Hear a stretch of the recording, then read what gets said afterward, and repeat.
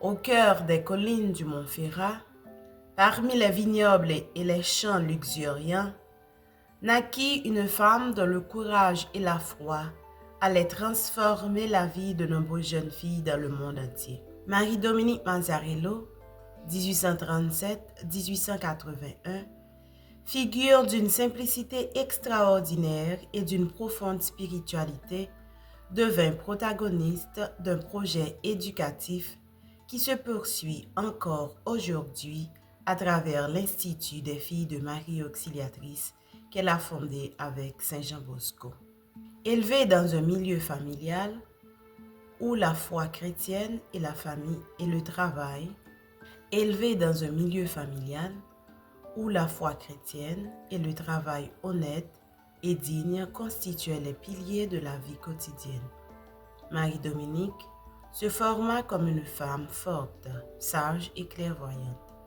Les solides racines de sa famille, l'accompagnement sage et prudent de Domenico Pestarino, son confesseur et guide spirituel pendant 27 ans, ainsi que les diverses expériences associatives vécues dans la paroisse de Mornez, constituèrent le terrain fertile de sa maturation humaine et spirituelle. C'est sur ces bases que s'enracine la vocation et la mission de la future éducatrice des jeunes. Dès ses premières années, sa vie spirituelle s'enracinait dans l'amour pour Jésus-Christ, Eucharistie, et pour la Vierge Marie, tandis que son esprit laborieux la conduisait à se consacrer avec dévouement au travail des champs. Ce qui la distinguait des autres jeunes filles du village était sa propension naturelle à prendre soin de ses compagnes, leur enseignant le catéchisme, les guidant dans le travail quotidien. Avec quelques amis, Marie-Dominique adhéra à la pieuse Union des filles de Marie Immaculée, une association de jeunes laïcs consacrés à Dieu, dédiée à la prière, au travail et au service du prochain. Cette expérience représenta la première semence de sa future vocation religieuse. Le tournant décisif de sa vie survint à travers une épreuve douloureuse. Elle contracta le typhus en soignant ses proches malades.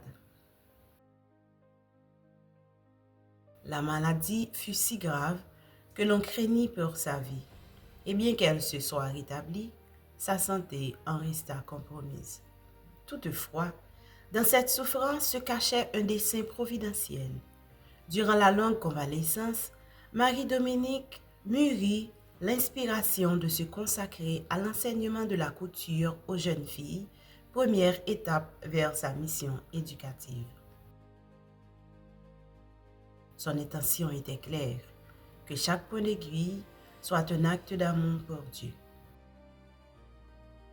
Le projet allait au-delà de l'apprentissage d'un métier. Il visait à former des jeunes femmes capables d'aimer et de servir Dieu.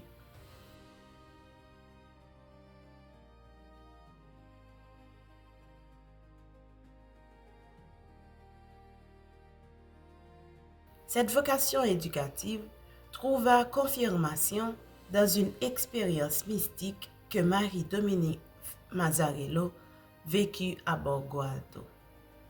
Un jour, passant près du lieu où s'éleva plus tard le collège de Mornez, il lui sembla voir en cet endroit une grande maison remplie de jeunes filles et elle entendit une voix qui lui disait « À toi, je les confie ». Cette vision la remplit de joie, comme si elle goûtait déjà le désir de faire du bien à ces jeunes filles. La rencontre avec Don Bosco marqua une autre étape fondamentale de son chemin. Le prêtre, déjà engagé dans l'éducation des garçons, reconnut en Marie-Dominique et en ses compagnes les qualités nécessaires pour étendre sa mission au monde féminin.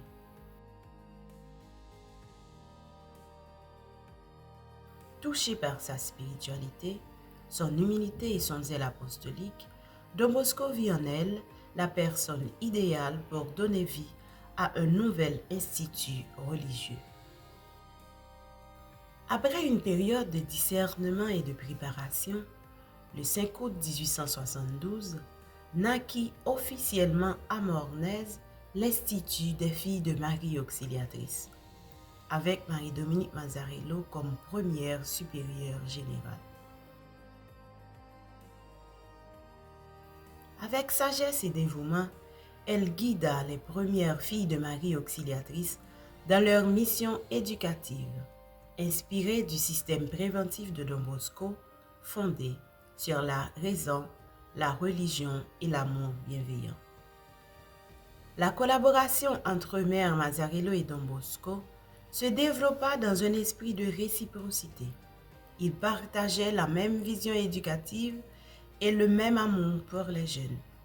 Don Bosco accordait une pleine confiance à Mère Mazzarello, reconnaissant ses qualités de gouvernement, sa profonde spiritualité et sa capacité à former les sœurs et les jeunes. Lorsque Don Giovanni Caliero fut nommé directeur général de l'Institut, Don Bosco le rassura par des paroles qui témoignent de son estime pour Mère Mazzarello. Tu connais l'esprit de notre oratoire, notre système préventif et le secret de se faire aimer, écouter et obéir des jeunes, en aimant tous sans mortifier personne et en les assistant jour et nuit avec une vigilance paternelle, une charité patiente et une constante bonté. Or, ces qualités, la bonne mère Mazzarello les possède. Nous pouvons donc être confiants dans le gouvernement de l'Institut, dans la direction sage et religieuse des sœurs. Elle n'a rien d'autre à faire et ne fait rien d'autre que de se conformer à l'esprit, au système et au caractère propre de notre oratoire, des constitutions et des délibérations salésiennes. Leur congrégation est semblable à la nôtre. Elle a le même but et les mêmes moyens qu'elle inculque par l'exemple et la parole aux sœurs, lesquelles à leur tour, sur le modèle de la mère, plus que supérieures, directrices et maîtresses, sont de tendres mères pour leurs jeunes élèves.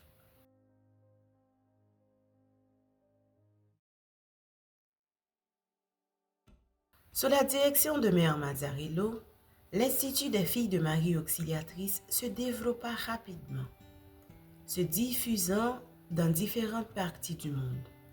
Son œuvre se concrétisa par l'ouverture de collèges, d'oratoires festifs et de nombreuses ouvrières féminines, d'abord en Italie, puis à l'étranger, notamment en Amérique latine. Les sœurs se consacrèrent à l'éducation intégrale des jeunes filles, en particulier les plus pauvres, leur offrant instruction, formation chrétienne et éducation au travail.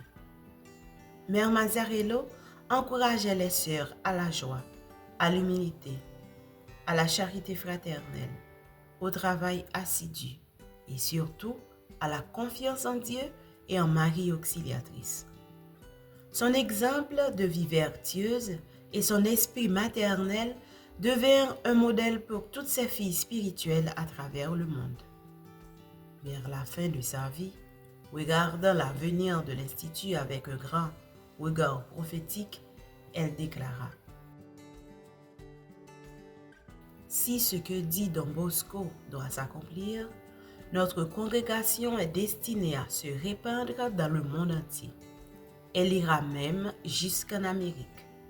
Cependant, si nous voulons qu'elle conserve toujours le même esprit et qu'elle fasse toujours beaucoup de bien, il est nécessaire que nous, les premières de la congrégation, soyons non seulement vertueuses, mais le miroir dans lequel celles qui viendront après pourront voir resplendir le véritable esprit de l'Institut.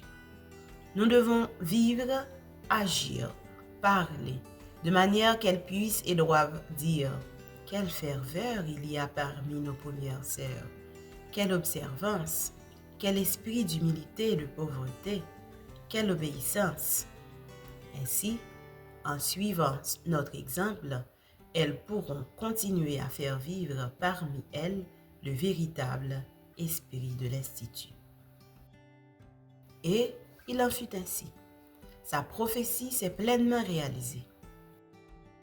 Marie-Dominique Mazzarello mourut à Nizza Monferrato le 14 mai 1881. Consumée par le zèle apostolique pour le bien des âmes. Dans les derniers jours de sa vie terrestre, elle offrit consciemment ses souffrances et sa propre existence pour le bien et le dévouement de l'Institut, accomplissant ainsi l'acte suprême d'amour d'une mère qui donne tout d'elle-même pour ses filles. Sa vie, brève mais intense, fut entièrement consacrée à Dieu et au service des jeunes dans la fidélité au charisme salésien. Elle fut canonisée par le pape Pie XI le 24 juin 1951. Elle fut canonisée par le pape Pie XI le 24 juin 1951 en reconnaissance de sa sainteté et de son œuvre éducative et spirituelle exceptionnelle. Aujourd'hui, les filles de Marie Auxiliatrice poursuivent sa mission sur les 5 continents, témoignant de la vitalité de son esprit et de son actualité permanente dans l'éducation des jeunes filles.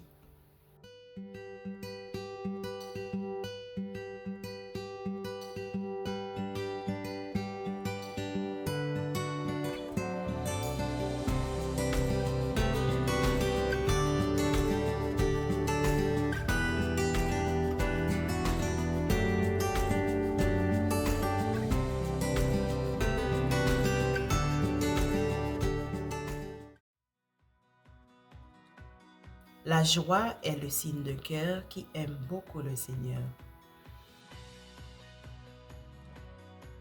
Faites avec liberté tout ce que demande la charité. Avançons avec un cœur grand et généreux.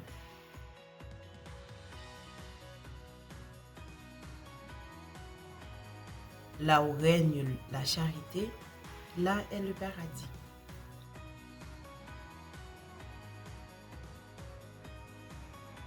Jésus se plaît beaucoup à demeurer au milieu des filles qui sont humbles, obéissantes et charitables.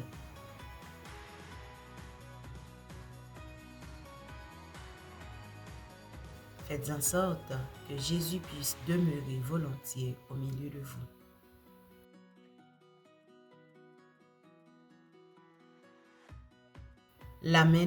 C'est la main de Dieu qui agit en vous.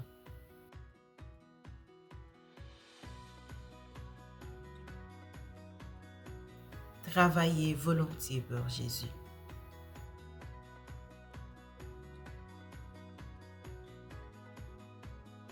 Vous êtes vraiment heureuse parce que vous pouvez faire beaucoup de bien et gagner de nombreuses âmes pour le cher Jésus.